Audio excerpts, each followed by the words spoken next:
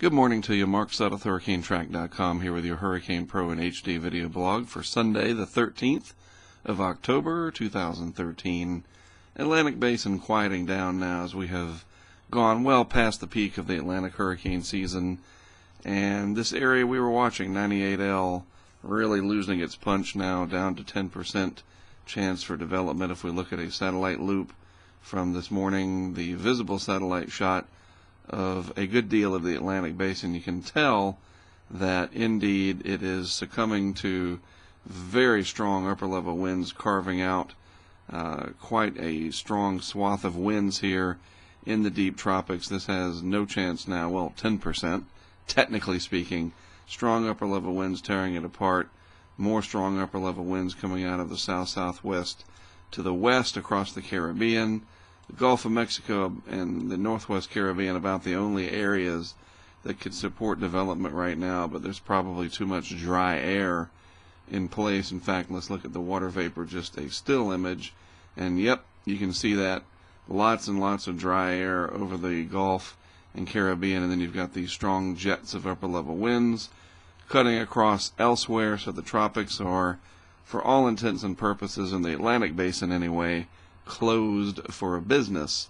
Elsewhere around the globe, things are pretty busy.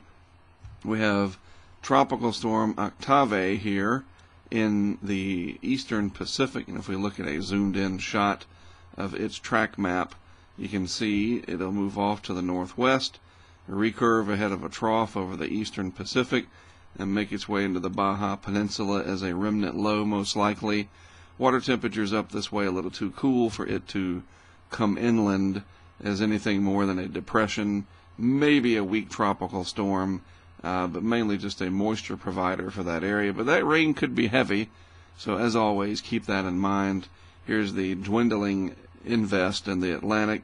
This is the leftovers of tropical cyclone Palin in the Bay of Bengal.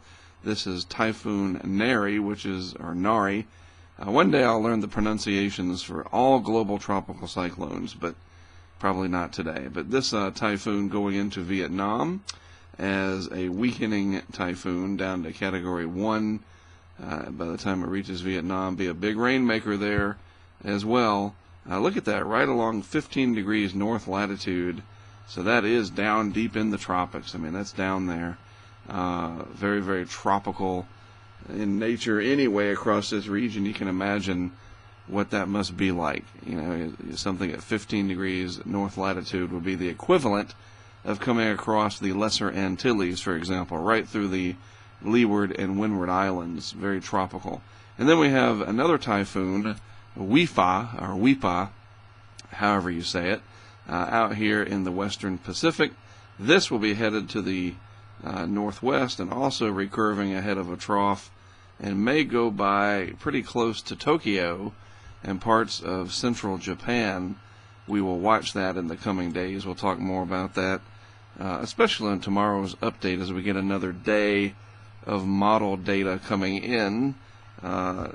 Big population center, Tokyo, right about there in Japan, and this could come pretty close over the next few days, and it's going to be a very, very large typhoon as well, so that's something we're going to watch closely as it could affect Japan.